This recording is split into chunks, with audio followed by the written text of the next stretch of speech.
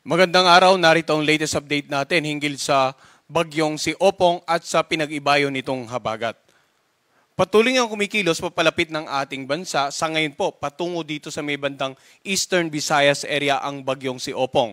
At kanina nga alas 4 ng hapon, ito ay tinatayang nasa layong 195 kilometers silangan-hilagang silangan ng Giwan Eastern Samar o sa layong 225 kilometers silangan ng Borongan City, Eastern Samar. Taglay ng severe tropical storm na si Opong, ang lakas ng hangin na umabot na hanggang 110 kilometers per hour malapit sa gitna nito at ang pagbugso naman aabot na hanggang 135 kilometers per hour. Sa kasalukuyan, kumikilos ito pakanluran sa bilis naman na 15 kilometers per hour. So, base sa mga naging latest development in terms of movement and direction nito ay nagkaroon tayo ng bahagyang slight change sa ating forecast track. Samantala, patuloy namang pinag-iibayon ni Opong ang habagat o southwest monsoon na siyang nagdudulot ng kaulapan dito nga sa kanlurang bahagi ng gitna ng Katimugang Luzon, ng Kabisayan at ilang bahagi ng Mindanao. So sa ngayon, tingnan po muna natin, i-focus natin ano nga ba inasa nating pagkilos ni Opong in the next 3 to 4 days.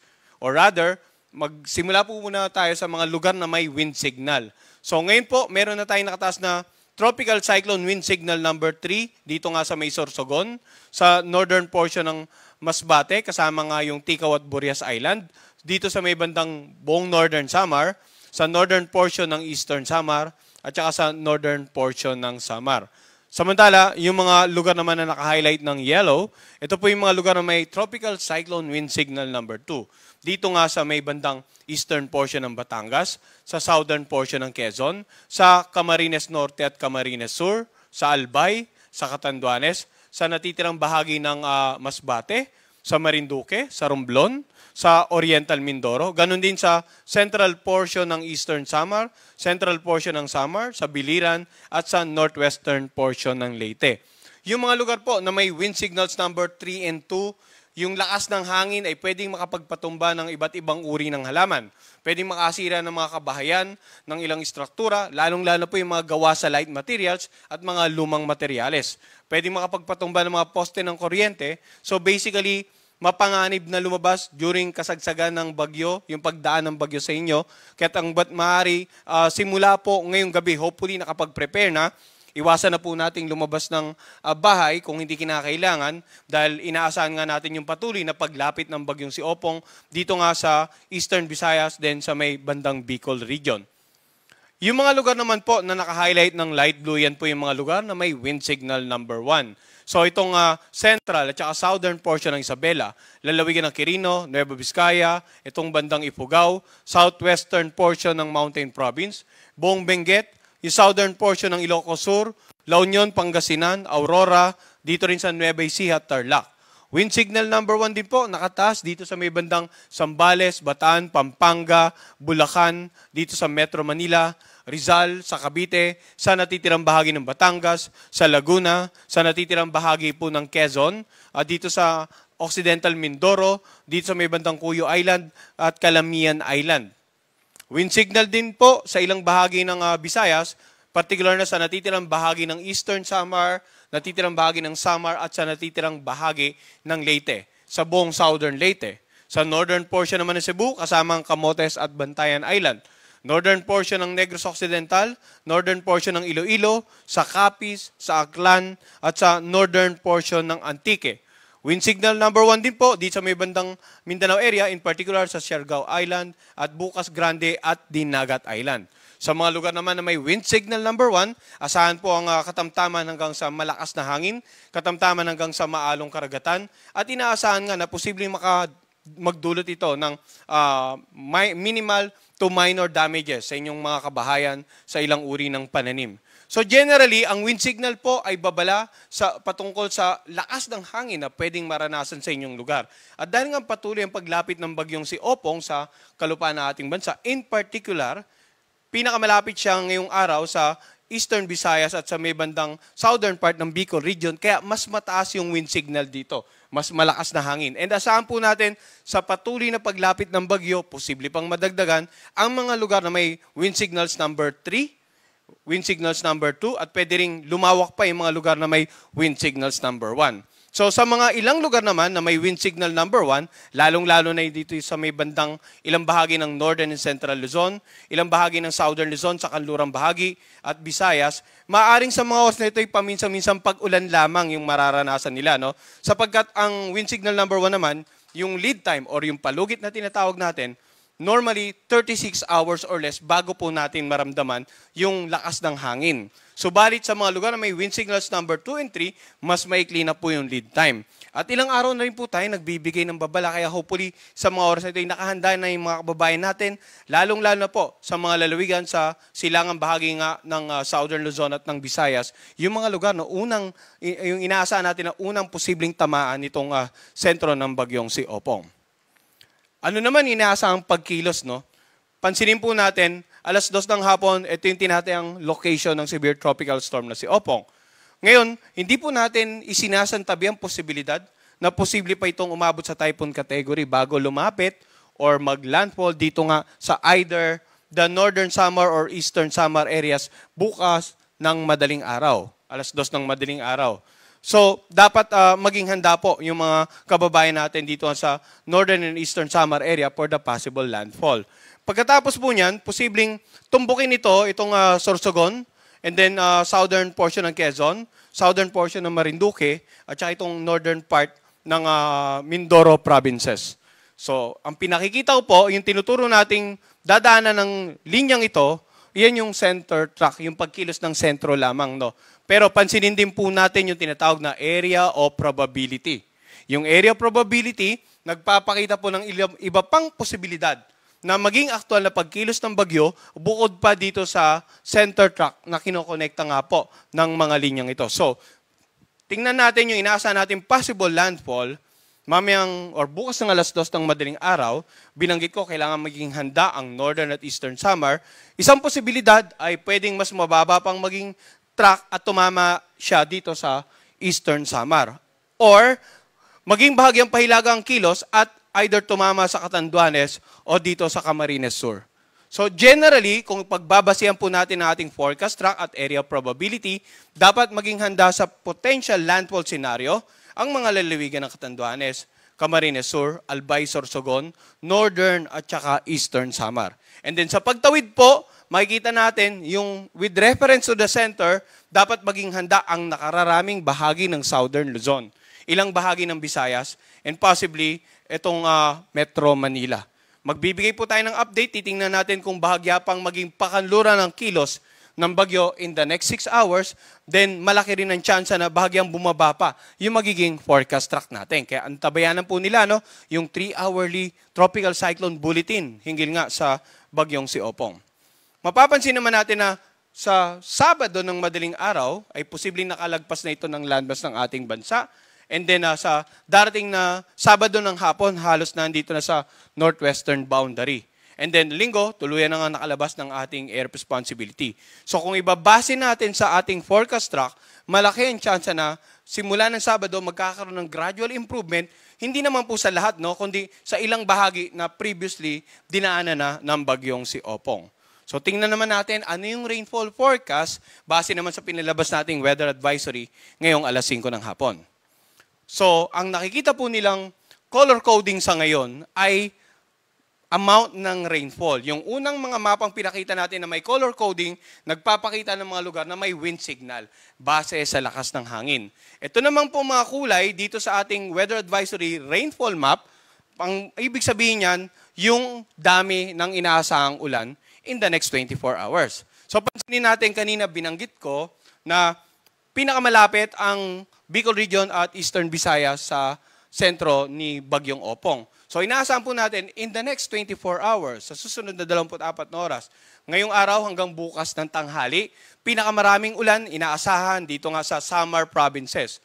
Lalawigan ng Sorsogon, Biliran, Masbate, Romblon, dahil inaasahan nga natin na posibleng kung matutuloy ang forecast track natin bukas ng madaling araw, maglalandfall na po dito sa area nito. Samantala, yung 100 to 200 millimeters of rain, ito naman naka-highlight ng orange. Ito nga itong Leyte, Negros Occidental, itong Panay Island, Guimaras, yung natitirang bahagi ng Bicol Region, and then itong Calabarzon area, and then itong lalawigan ng Oriental Mindoro. Habang yung naka-highlight ng yellow, makikita natin ay nakasama pa rin ang Metro Manila at ang ilang karatig lalawigan, maging ang lalawigan ng Aurora, Palawan, Occidental Mindoro at ilang bahagi ng Visayas at northeastern part ng Mindanao. So yung mga pag-ulan na dala po ng bagyo si Opong ay posibleng magdulot ng mga pagbaha, lalong-lalo na sa mga low-lying areas. Pagbaha sa mga lugar na malapit sa ilog sapagkat maaring yung patuloy na pag-ulan in the next 24 hours maging sanhi ng pag-apaw ng tubig ng ilog sa inyong lugar at immediately maapektuhan po yung mga komunidad sa gilid na ito, yung mga kababayan natin naninirahan malapit sa mga tabing ilog. Samantala, pagguho ng lupa sa mga lugar na malapit po sa paanan ng bundok, so iba yung pag-ingat po sa mga kababayan natin. By this time and hopefully hanggang sa makalagpas ang bagyong si Opong, sana nakapaganda na po tayo dahil ilang araw na rin po tayo nagbibigay babala para maiwasan natin yung peligro ng paparating na bagyo. Ngayon sa mga lugar naman na may 50 to 100 millimeters, pwede rin naman po magdulot ng mga pagbaha sa low-lying areas, mga isolated cases, no? Pero yung malaking chance na malawak ang pagbaha dito po sa mga lugar na naka-highlight ng orange or red at sa mga lugar na naka-highlight ng orange. Ang magiging actual na senaryo, base sa matatanggap niyong pag-ulan, malaking factor pa rin po yung environmental changes sa inyong lugar. Kung dati sabihin na natin na ang inyong kabundukan, maraming punong kahoy, malawak pa rin po yung mga lugar na maraming halaman, and then suddenly nagkaroon ng pagbabago. For example, may tinatawag tayo na urbanization, yung mga agricultural areas, kinonvert po into residential or commercial areas, maaaring yung natural capacity ng inyong environment para protektahan kayo sa mga hazards na dala ng for example, na bagyo ay humina or pwedeng napalakas pa. So, basically, kailangan magmatsyag tayo, maging alerto tayo. Ang mga hazard map po ay nakadistribute na po sa inyong mga local government. Hopefully, magiging reference po ito sa pagpaplano para sa ating kaligtasan.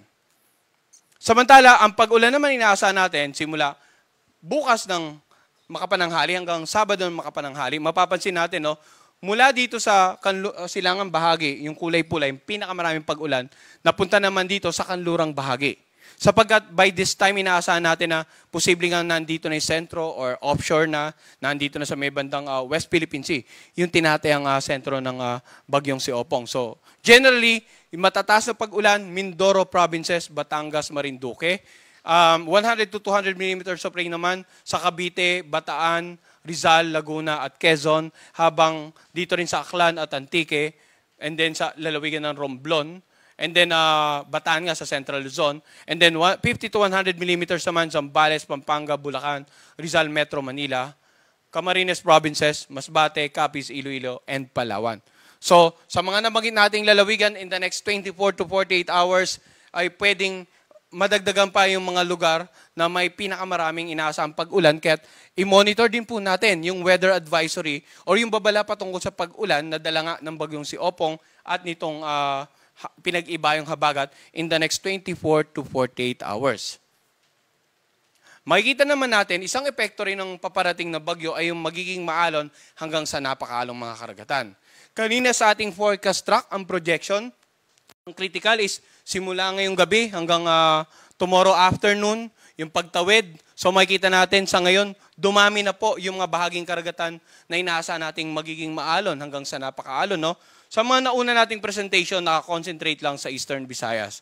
Pero sa mga presentations natin ngayong araw, mapapansin nyo po, nadagdag na rin po yung mga bahaging karagatan ng Bicol Region. Sa Albay, Sorsogon, Catanduanes, maging dito sa may bandang Northern at saka Eastern Samar, sa ilang bahagi ng Southern Luzon, Marinduque, Romblon, Camarines Provinces, Masbate, Biliran, yung coast ng Southern Quezon, Northern coast ng Aklan, Northern coast ng Capiz, Iloilo, at Northern coast ng Leyte. So dito po sa mga lugar na to, hanggat maaari, wag nung pong papalaot ang anumang uri ng sakyang pandagat. Hayaan na po nating lumagpas muna yung bagyo bago tayo mag-resume ng ating pangingista. For example, or any other businesses. Samantala, ang gale warning natin, gaya ng wind signal, gaya rin po ng rainfall forecast, maaaring mas maging malawak pa po yung bahaging karagatan habang patuloy ang kumikilos palapit ng ating bansa. Kaya magantabay din po at manatiling updated sa gale warning na ipinapalabas naman tuwing alas 5 ng hapon at alas 5 ng umaga the following day. Nandiyan pa rin po yung banta ng storm surge o daluyong o yung matataas na pag-aalong hahampas sa mga coastal areas dahil sa papalapit na bagyo. So, in the next 24 hours, ang projection natin, more than 3 meters ang taas ng mga daluyong pwedeng humampas sa mga coastal areas dito nga sa may bandang Catanduanes, eastern coast ng Albay at sa northern Samar. Ang taas naman ng pag-alon sa eastern coast ng Quezon, Camarines Norte, Camarines Sur, natirang bahagi ng Albay at eastern coast ng Sorsogon, posibleng umabot ng 2.1 hanggang 3 meters. Samantala yung mga lugar, bahagi coastal areas na naka-highlight ng yellow, yan naman po 1 to 2 meters. At maaaring maging mas malawak pa yung mga lugar na may mas mataas na daluyong sa mga susunod po nating storm surge warning.